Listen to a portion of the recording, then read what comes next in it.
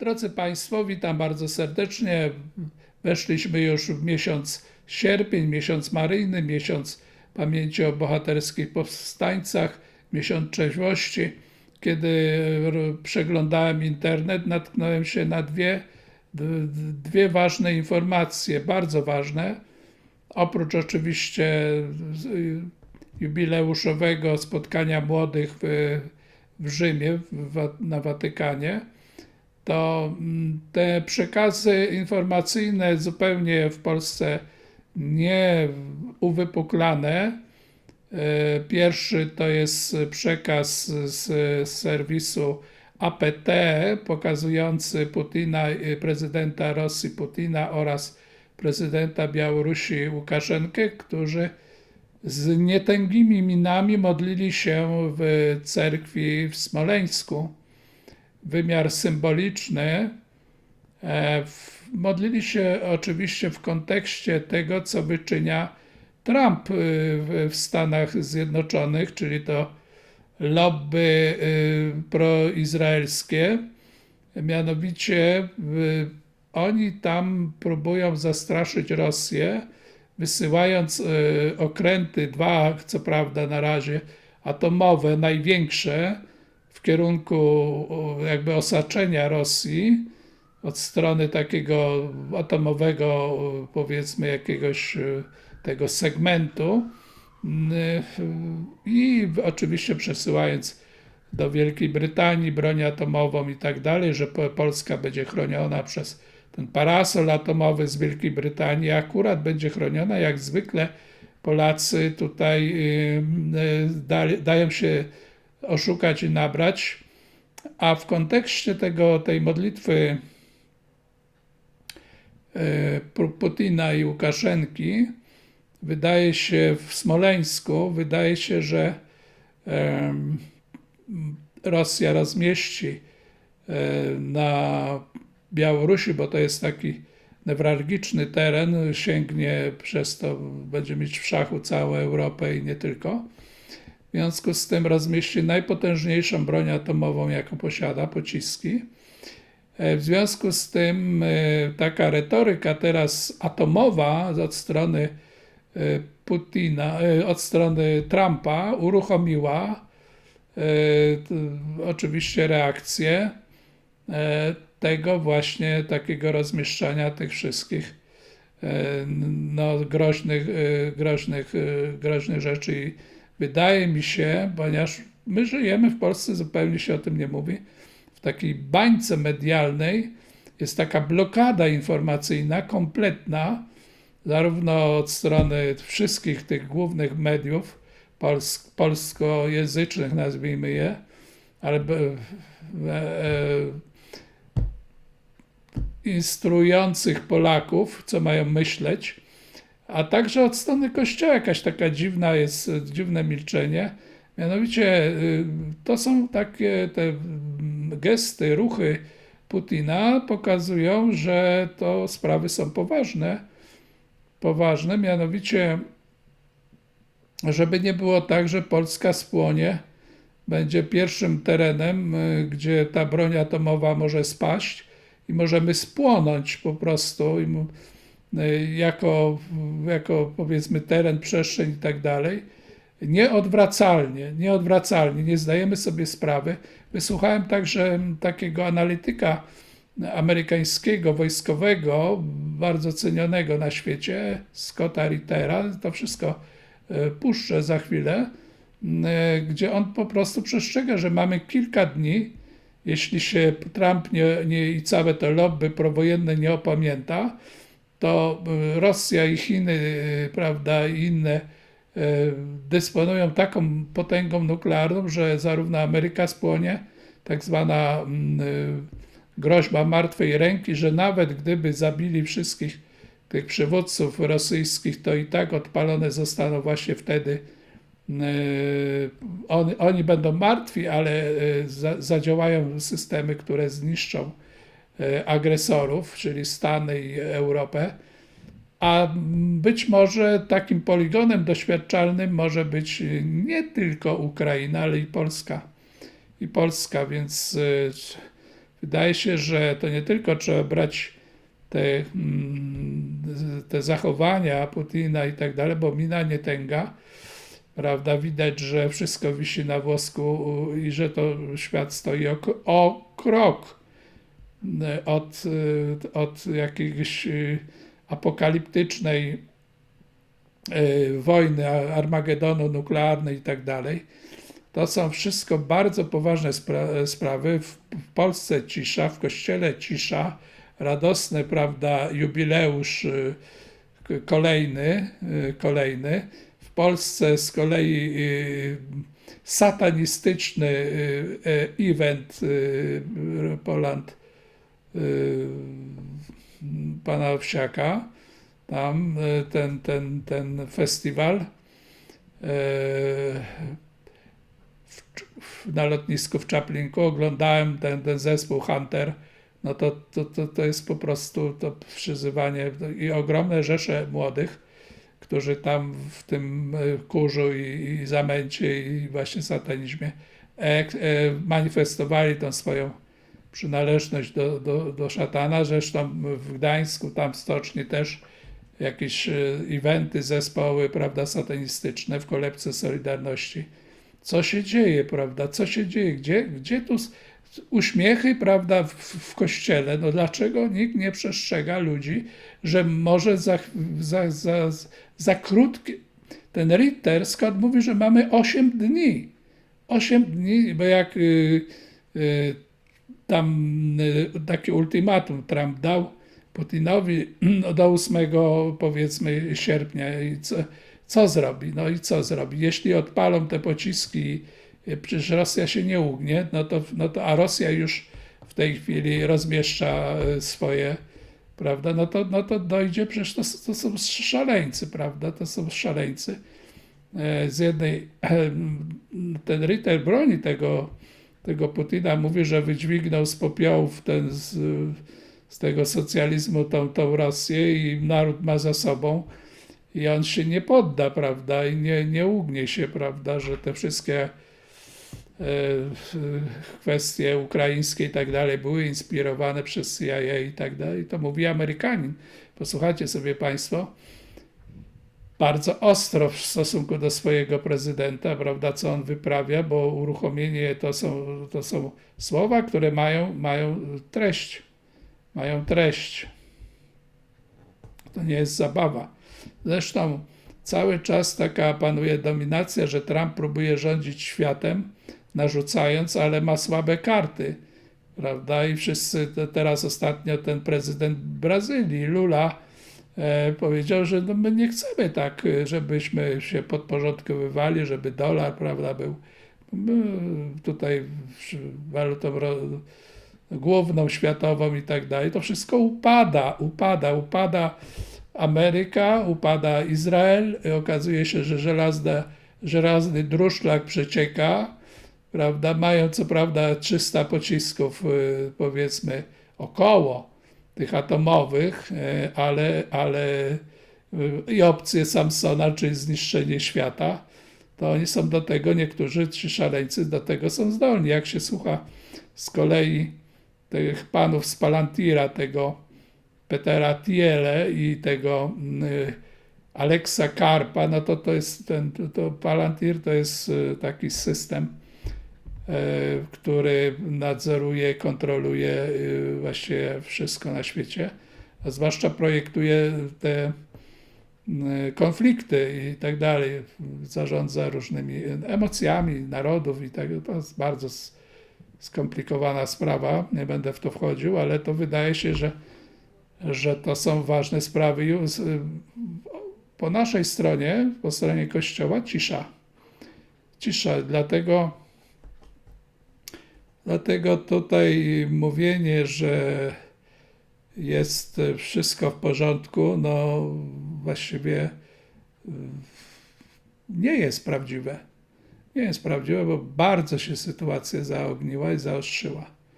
Jeśli Ameryka ruszy na Rosję, będzie próbować ją zniszczyć, to się to skończy. Przecież ten narcyz w Stanach, to on jest gotów, prawda, on nie rozumie pewnych rzeczy. Posłuchajcie, bo ja już dłuższego czasu słucham tego Scotta Rittera i po prostu widzę, że to nie jest, to jest analityk wojskowy i on wie, co mówi. To, co mówi, nie daj Boże, żeby się stało prawdą. Jeszcze jedna kwestia na koniec. Dlatego, że co jest istotą w Kościele katolickim? Istotą, i to było oczywiście oprócz tego czyli tego przyjęcia, otwarcia Boga, ale w tym assumptio ważna jest ta sfera mocy Bożej. Żeby coś zadziałało, musi być porządny silnik, prawda, poddający moc, porządna moc. Mogą być różne projekty w Kościele, takie czy inne, ale to wszystko padnie, nie ma mocy. Święty Augustyn, jak rozważał wcielenie Pana Jezusa, połączenie dwóch natur, boskiej i ludzkiej, i zastanawiał się, mówi, jak w takim małym dziecięciu, prawda, czy można mówić, że tam była ukryta ta boskość.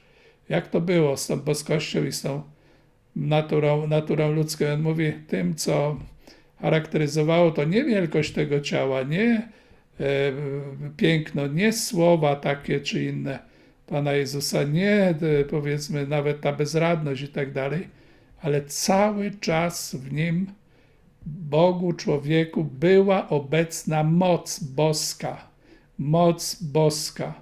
moc sprawcza, że gdyby Pan Jezus malutkim paluszkiem kiwnął, to świat przestałby istnieć. Tym malutkim paluszkiem.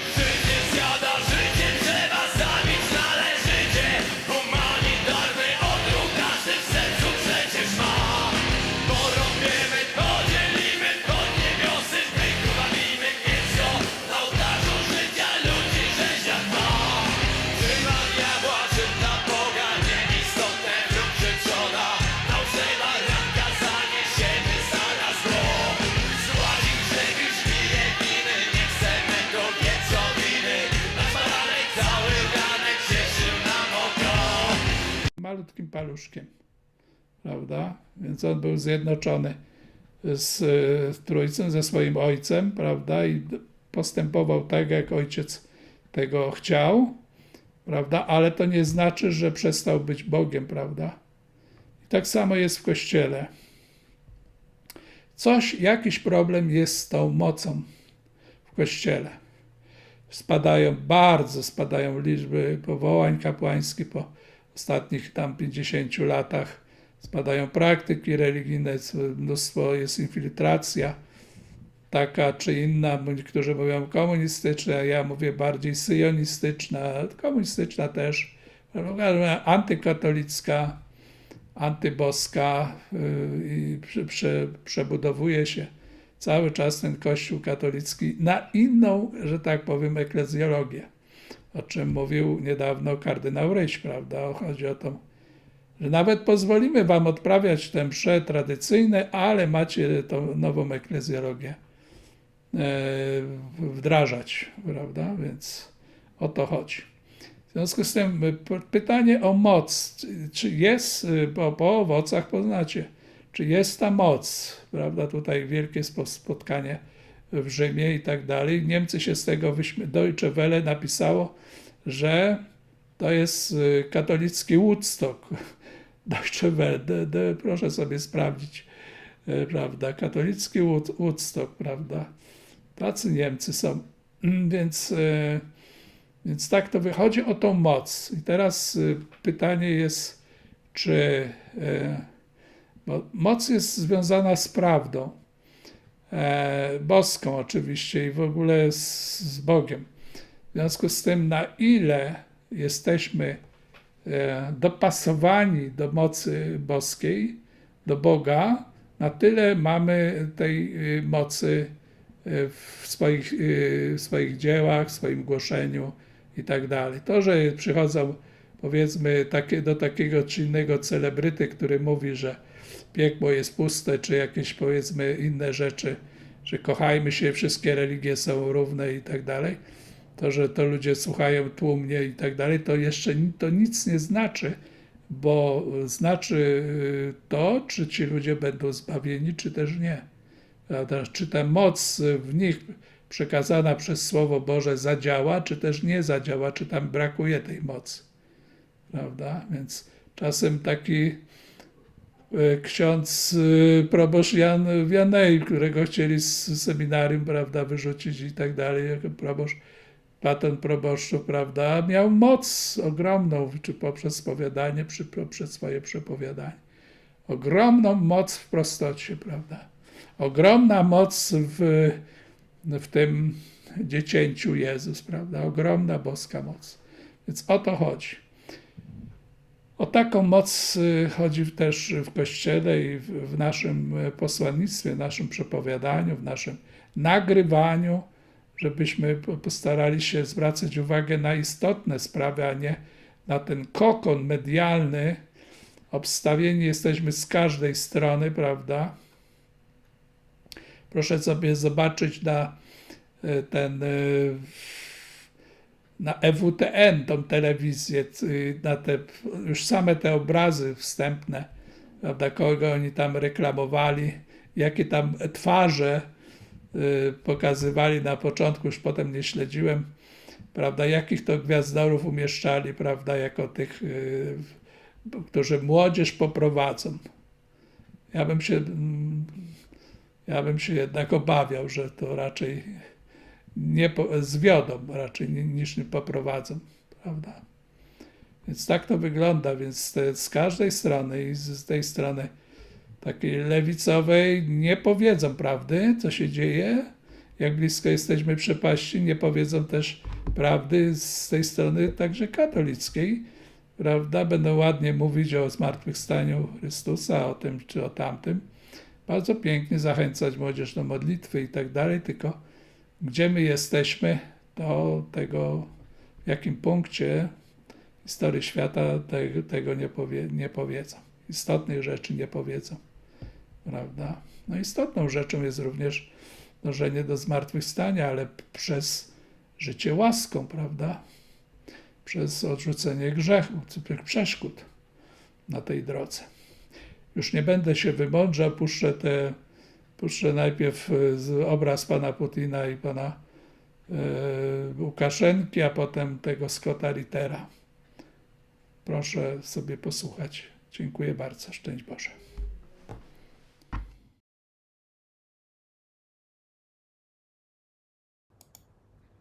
As somebody who has an ability to reimagine facts and history any way he finds convenient at the moment.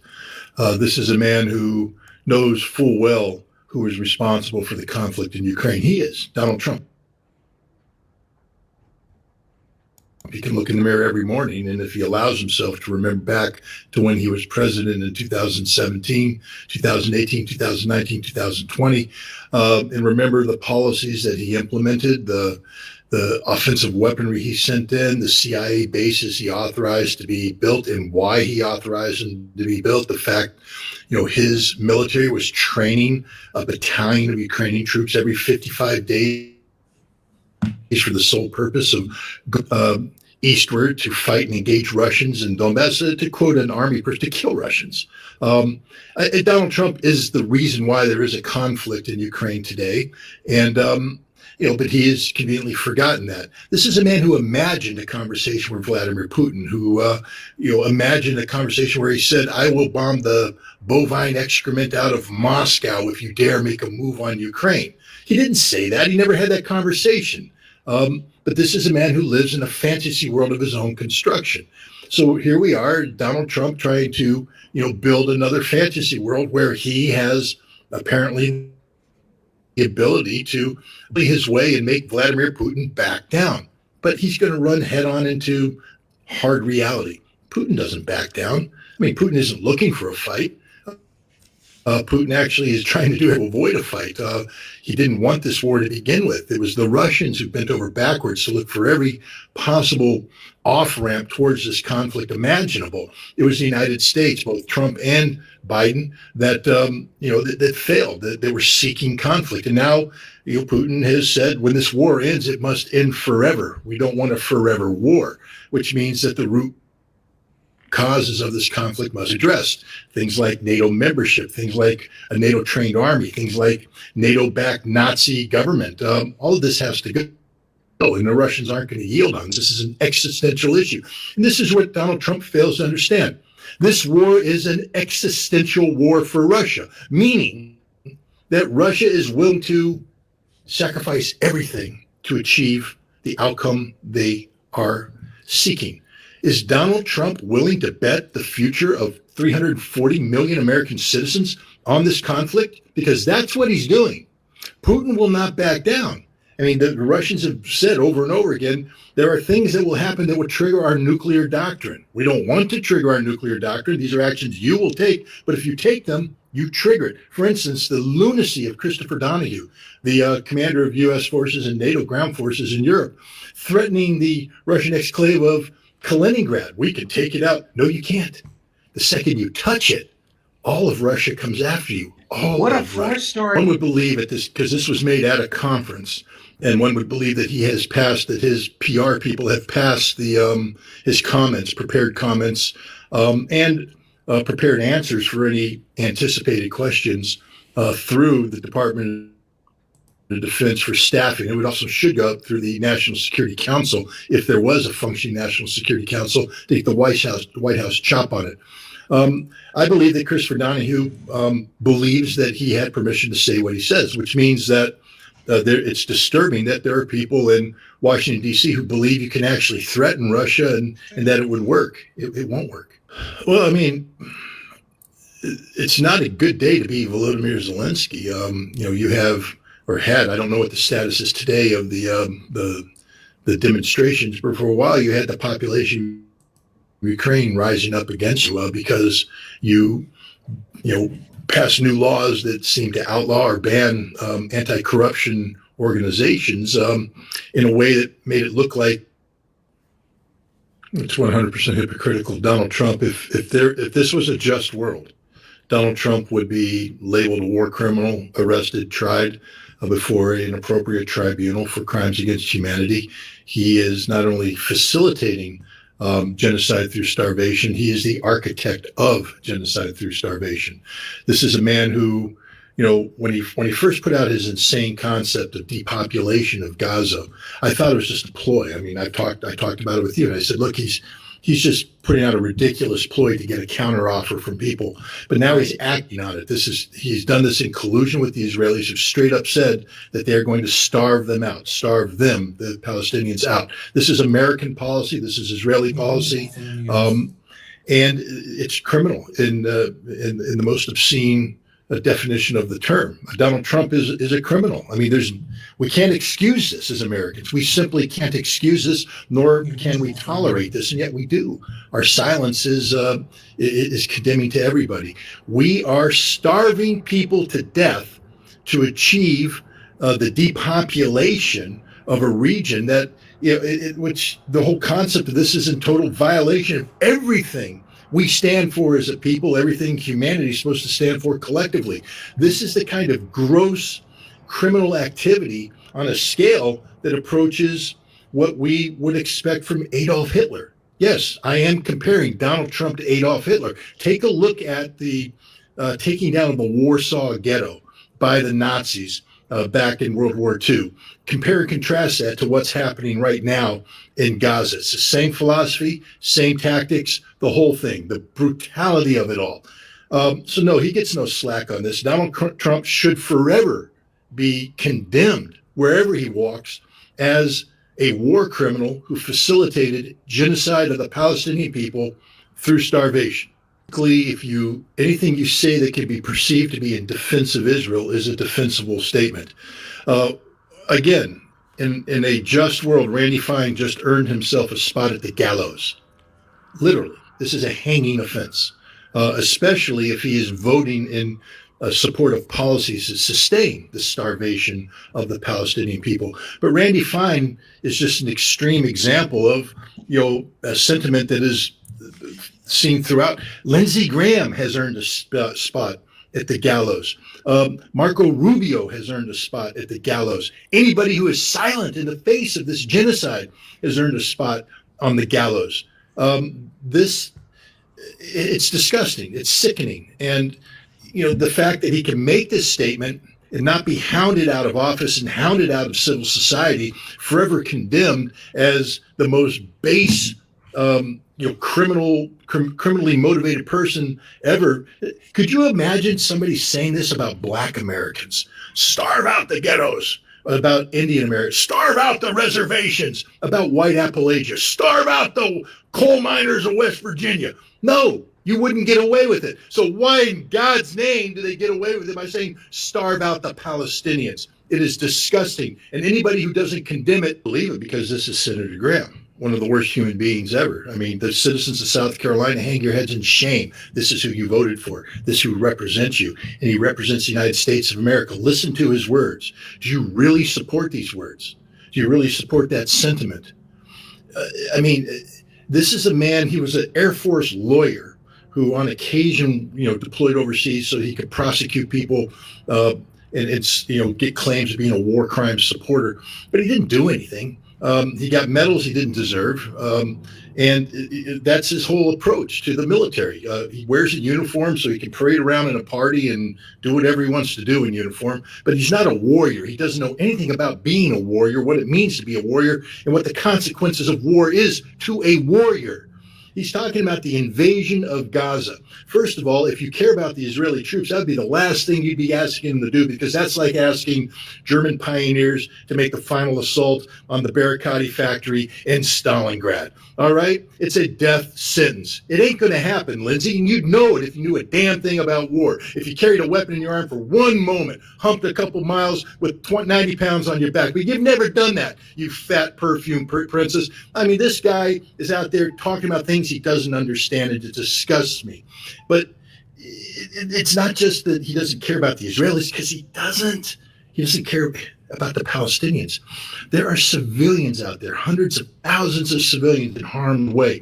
It is a war crime to be talking about and he should know this. He's a damn lawyer. He knows what the laws of war are, and he knows that every word he says is impermissible under international humanitarian law, and is impermissible under the laws of war as instructed by the United States Judge Advocate Corps to officers such as himself. He's a disgrace as an American, a disgrace as a lawyer, a disgrace as a human being.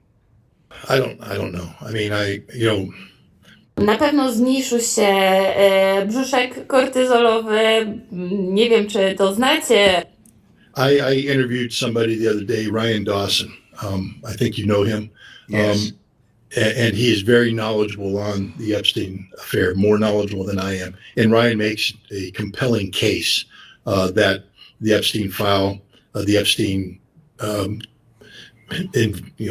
whole Epstein saga is an Israeli intelligence activity designed to blackmail, to corrupt American politicians and then blackmail into doing things, and that the corruption crosses the aisle, Republican, Democrat. It goes into the business community, into the political and economic elite of the United States at the highest levels.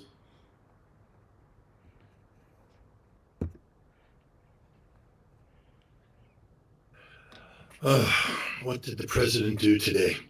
Well, what the president did today is deploy two of the most lethal strategic nuclear assets in the American arsenal, or at least he claims to deploy it. I think we will touch upon this later. Ohio-class submarine launched ballistic missile capable submarines armed with Trident nuclear or solid fuel missiles, each one tipped with multiple thermonuclear warheads. He has said that he has ordered them deployed into the appropriate areas, in response to a Russian tweet from Dmitry Medvedev. This means areas where the submarine's missiles can target Russia. This is extraordinarily dangerous. The United States maintains a permanent force of Ohio-class submarines on station, 2 submarines at least in each of the oceans, 2 in the Atlantic, 2 in the Pacific. They're on station where their missiles could reach any of the potential nuclear threats to the United States of America. On occasion, we deploy additional Ohio-class submarines. For instance, just recently, an Ohio-class submarine was deployed into the Indian Ocean close to Iran, where its Trident missiles armed with W-76-2 low-yield nuclear weapons could be used against Iran if the president so ordered. But we have 4 nuclear-armed submarines. So when he said he's ordered 2 deployed, is he talking about 2 additional submarines to this? Or is he talking about redeploying 2 submarines out of their existing stations into new deployment areas that make them even more of a threat to Russia? See, the tweet he's responding to is one from Dmitry Medvedev, in which Medvedev sort of mocked the president as Medvedev. This is literally mean tweets. This is about Donald Trump threatening to end the world as we know it because of a mean tweet. But what's even more outrageous is that Donald Trump doesn't understand what Medvedev tweeted. Medvedev was telling Trump to knock it off with the dangerous threats, saying that, if you do this, America can end up looking like the Walking Dead because of the dead hand. The dead hand is a reference to the perimeter system, which is a defensive system put in place by the Soviet Union back in the 1980s, so that if they are ever struck preemptively by the United States, a first strike, by the way, the tactic to be used in a first strike is to bring Ohio-class submarines close to Russia's shores, fire off their Trident missiles on a flattened trajectory to avoid detection so you can strike the targets quicker, which is what Trump just actually appeared to order the U.S. Navy to do. So the dead hand now becomes a factor, because if Trump is dumb enough to launch an attack against Russia, the dead hand, the perimeter system, will ensure that all of Russia's strategic nuclear forces will be fired against the United States, even if Trump takes out Putin, the National Command Authority, etc. I know this is a fact. When I was a weapons inspector in Votkinsk, there was a missile crisis in March of 1990 because the Russians were trying to get 3 missiles out of the factory without us turning on the cargo scan X-ray system. What would you say to somebody that hasn't tried therapy before? Just ask yourself if what you're doing in your life right now is working. Why? These weren't 3 SS-25 missiles. They don't care if we see those. These were 3 of what they call Sirena. These were modified SS-25s, not to carry nuclear warheads, but to carry the radio equipment that's used to broadcast the codes. They needed to get these missiles out and deployed and ready so that the perimeter system was alive and well and living. The dead hand is only defensive in nature. Trump should feel no threat from this unless he's planning on attacking Russia. This is the insanity. This president doesn't even know what he's doing. And he's responding to a mean tweet from a guy who's been me tweeting for years now. I mean, I think most people, view Dmitry Medvedev's tweets with sort of, humor. Yeah, they hurt sometimes. He's very good at what he does.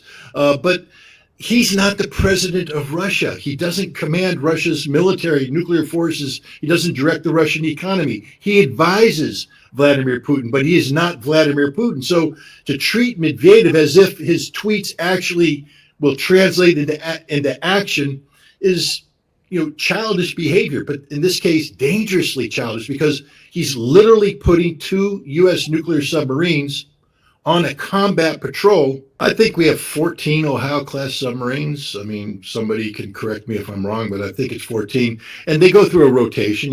First of all, those 4 submarines that are out there, it's a minimum of 4, 2 in each ocean. They go through rotations. And so they'll rotate back to their home port for refitting. The crews have to go out. There are some that are cycling through long-term refueling and refurbishment. So you don't have 14 able to be deployed at any one time. I think you probably have somewhere in the area of, not 6 to 9 Ohio-class submarines available for deployment. You'll have the 4 out in the fleet, out in the field. You'll have 2 that are getting ready to come out and replace 2 of the 4. And then you have surge capacity. Like I said, sometimes they send an additional submarine out to the Indian Ocean. Other times they may choose to put 3 submarines in each of the deployment areas, depending on what the world situation is. But this is a standard operating procedure, something that Pete Hegseth should be cognizant of now that he's the Secretary of Defense. He should have been briefed on this by the Commanding General of Strategic Command, whose job it is to run these submarines. The other thing that we never announced the movement Ohio class. Sleepless nights? Well, I don't think Putin's going to cause sleep. But to make this announcement, first of all, it's foolish because all you're doing is giving credence to the legitimacy of the dead hand. I mean, the dead hand, again, only exists, it only becomes viable if the United States launches a preemptive nuclear strike against Russia. And redeploying Ohio-class submarines close to Russia's shores indicates that that's what you're doing. So, you know, the Russians are going to be doing something in return. This is where it gets stupid because now they have to do something in return. Hopefully they don't announce it and make a big deal of it, but they do it in a way that we detect it and we know what they've done. But the other thing is, let's say I'm a Ohio-class submarine commander, a captain, and I'm out there just minding my own business, and all of a sudden I'm told that the president is redirecting my submarine to a new deployment area, maybe even telling me to target my warheads. I mean, we don't know. All the warheads should have been detargeted a long time ago because we don't want inadvertent launch. But what did the president now say? Not only are we redeploying them, but you're now going to have a Russian city targeted to each one of these warheads. Who knows what's going through this man's head? But the president did this publicly. So now I'm the Russians. And I go, okay, guys, start looking for an Ohio-class submarine moving. Because when an Ohio-class submarine's on station, it's sitting at the bottom of the damn ocean and it ain't moving.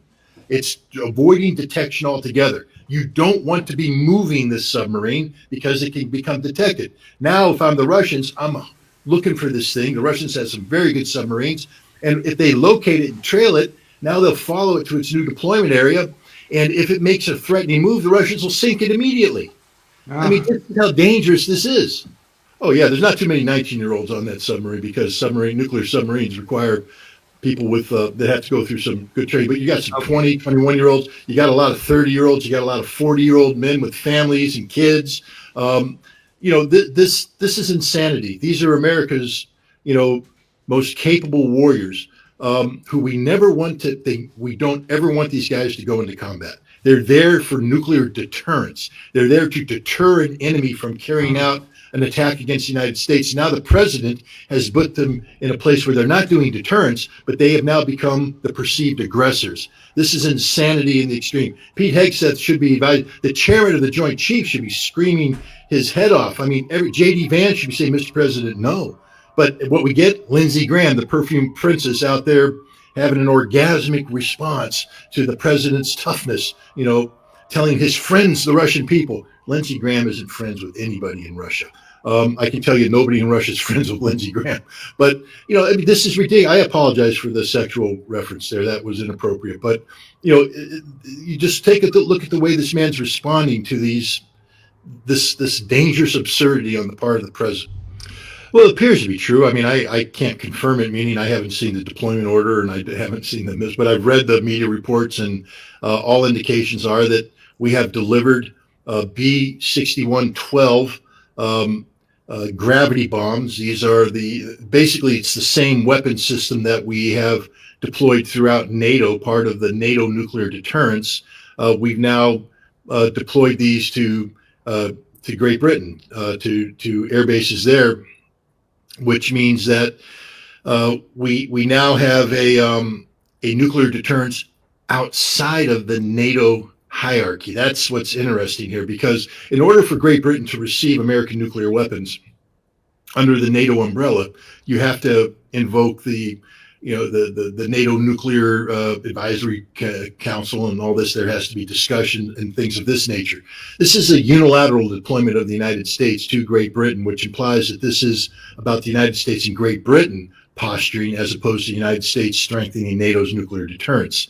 This is at a time when Great Britain just did the Northwoods Declaration with France, where they've combined the nuclear doctrines of France and Great Britain as an independent outside of NATO nuclear capability. This is when Great Britain has extended its nuclear umbrella into Poland, and now the United States is attaching its nuclear force to the British. I mean, we are literally, people look at all this stuff and they're like, oh, that's not a big deal. Let's not blow this out of proportion. If you go back and read Barbara Tuchman's fantastic book, The Guns of August, it's about the lead up to August 1914, the beginning of World War I, especially in the month of July, all the things that were happening that people went, yeah, but it's just mobilization. Yeah, we're just doing this. No, there'll never be a war. Nobody wants a war. And then boom, World War I. Right now, moves are being made right now that if they're not stopped and reversed, are going to lead to a general nuclear exchange between the United States and Russia. This is the direction we're heading. And I want to remind your audience that the CIA said last year there's a greater than 50% chance that there will be a nuclear war between the United States and Russia during the last months of the Biden administration. What the Biden administration was doing, as provocative as it was, pales in comparison to what this administration is doing. We're above 50% right now, Judge. We're heading into extraordinary dismay. I mean, first of all, the Kremlin right now, I believe, is, trying to. Lubisz Elvisa Presleya? Oczywiście. Kto nie lubi? On jest inny niż myślisz. Wszyscy będą to śledzić. Mam gdzieś wszystkich. Co ty uważasz? Nie wiem, czy mi się podoba. Co znaczy nie wiesz, czy ci się podoba? Mów. Nie ma popielniczki. A jesteś primadonną? Wyścig o wszystko. Toksyczna miłość Elvisa i Priscilli. Mrok i sprawiedliwość. Dramat rodzinny w cieniu kościoła. Smak pasji. Wojskowy survival z przymrużeniem oka. Tajemniczy portal Walka o przyszłość. Codzienność queerowa pełna miłości i odwagi.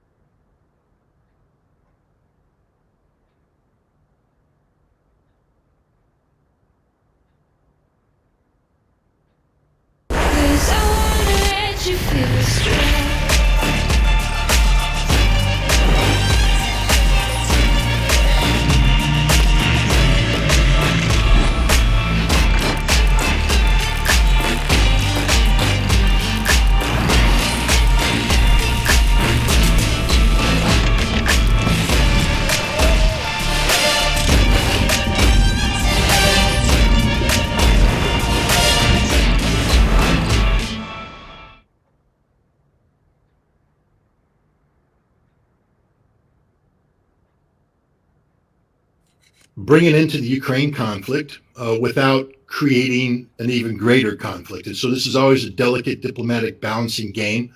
And then you have this president making threats. I mean, we still have the August 8th deadline coming up. The 10 days expires. What's going to happen on August 8th? Steve Witkoff flying to Moscow to meet with his Russian counterparts. Are threats going to be issued? And now in that environment where we're supposed to be actually trying to calm each other down, the president deploys 2 nuclear submarines, in response to a mean treat from Dmitry Medvedev.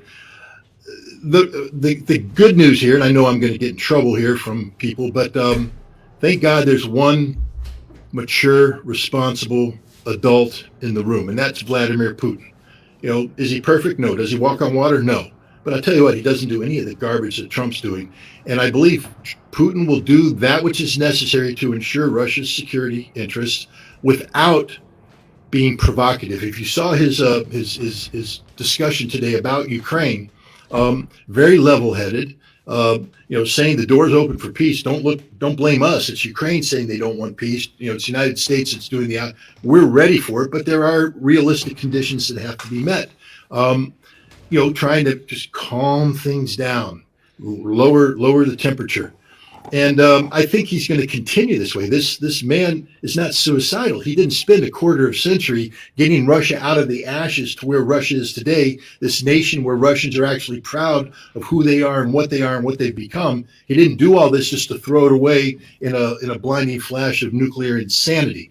And I think that was what was behind Dmitry Medvedev's, mean tweet. What he was telling the president of the United States is, calm down, take a chill pill, because the things you're talking about, the way you're talking, can only end with a nuclear apocalypse. And if you think for a moment that you can preemptively strike our leadership because we're not playing the game in Ukraine the way you want to play, we have the dead hand, and the dead hand will take you out. That's not provocative. That's just a statement of fact. And, hey, Tulsi, if you're watching, talk to the guy. Brief him on the perimeter system. Brief him on the dead hand. And if you need help, call me. I'll come in and back you up. But this guy needs to have some hard facts put in. Well, the other thing is public posturing like this boxes you into a corner. I mean, what is the masculine statement that he's trying to make by deploying these nuclear submarines? Because this is alpha dog territory here. So now that you've done it, do you back away? Do you back off? Do you pretend you didn't do it? Do you admit you were wrong? No. Once you've gone alpha dog mode, you're sitting there with your chest pumped out. Hey, I got it. I'll take. So and then what? Is there going to be an additional escalation on this part? President Putin is 100% correct. The place for these discussions is behind the scenes. So you don't box yourself into a corner. Right. So there's room to maneuver. It's diplomacy 101.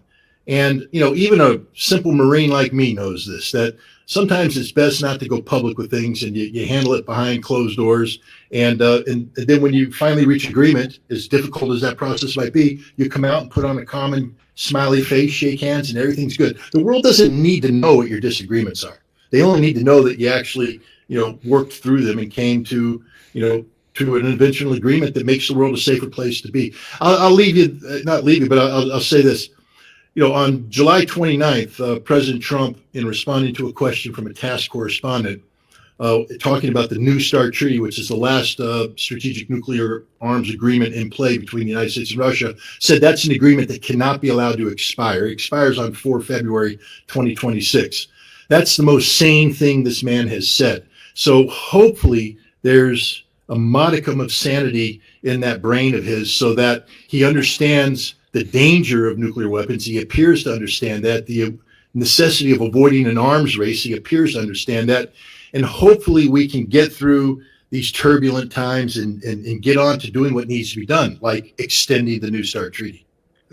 Oh dear. It's a word I'm not supposed to use. It's not a foul word, but it's not a nice word. Durak means fool. It means idiot. It's not meant in a kind way. And if you call someone a durak, it is a debasing term. It means you're literally an idiot. You're stupid. You're dumber than belief. I used the word today in describing President Trump, and I used the Russian variant because I just happen to believe that the 150 plus million Russians who looked at this, that's probably the first word that came to their mind. Durak. What an idiot. What a fool. Because there's no justification for his actions. There's no legitimate trigger for this. It's as foolish and idiotic as it gets. I mean, what it should be doing right now is monitoring Russian strategic nuclear forces, looking for any alteration in alert status, counting Russian submarines. The Russians just deployed a brand new submarine, the biggest submarine in the world. It carries 96 nuclear warheads on it. I can't remember how many, the RS-56 Bulava missiles, but the more modern than the Trident missile, 96 of them. It's out there right now on station. American intelligence is trying to find out where that submarine is, trying to look at the operational status of the mobile missiles, the SS-27s that are out there. Are they in garrison? Have they been put out into the Siberian forests? What's the alert status of the other missiles in their silos? Because what Trump did is unfortunately, he began the process of the mobilization of nuclear forces that, if left unchecked, will lead to an inevitable nuclear. I want to come to the point. Last fall, We were over 50% chance of a nuclear war. We were very lucky to avoid it. Right now, that percentage is higher. It's an extraordinarily dangerous situation that, even though I sort of chuckle when I talk about the word durak, it's only because this situation's so damn dangerous that you have to laugh. It's like, we're going to die. What can you do? Cry or laugh? And we're going to die unless something changes. This is it. There won't be historians able to write this history because they'll all be dead. But if they were, this will be one of those moments that a person like Barbara Tuchman would be talking about in the future, Guns of August book that would have been written if anybody lived. But we're talking about thermonuclear war here, global thermonuclear war. There won't be survivors. Hiroshima and Nagasaki were 12 kilotons, under 20 kilotons of destructive power. Destructive, no doubt about it. Our cities would be hit with 150 kilotons, 300 kilotons, 1 megaton. That's 1,000.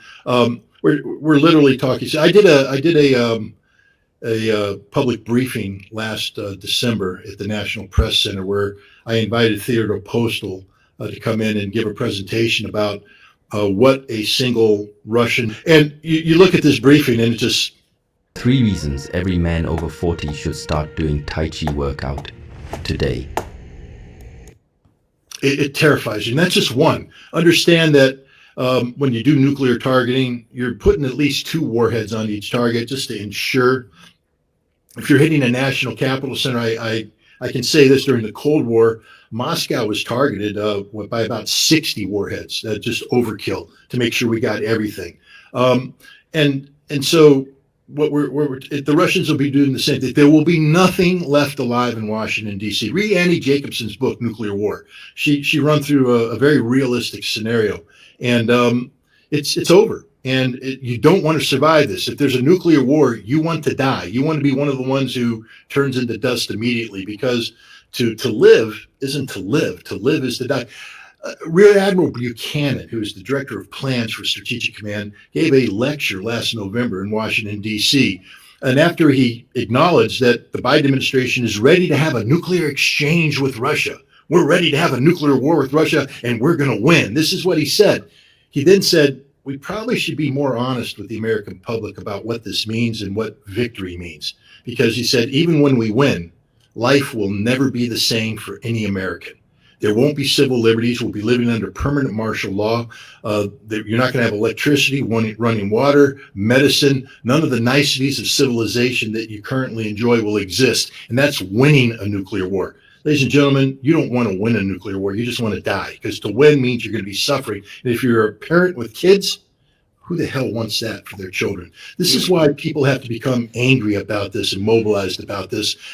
People should be calling up their representatives in Congress and saying, what the hell are you doing? People should be demanding that Lindsey Graham, the perfume princess, get booted out of the Senate. This is the man who is almost singularly responsible for this very crisis because of his asinine performances, because of his Russophobia. This is why I do what I do, to combat Russophobia, so that people, when they hear the lunacy out of people like Lindsey Graham, out of Donald Trump and others, they go, no, that's not real. That's not the Russia. We're not buying into this crap. But it's an uphill battle right now. But people need to understand, we're talking about, you're going to die. Your kids are going to die. And if they don't die, they're going to suffer like you've never seen people suffer before. No parent wants to see that or experience that. So let's nip this thing in the bud. Let's let Donald Trump, let's let Pete Hegseth, let's let Lindsey Graham and everybody else know that this is not okay. This is not good. You don't deploy 2 Ohio-class nuclear submarines because of a mean tweet.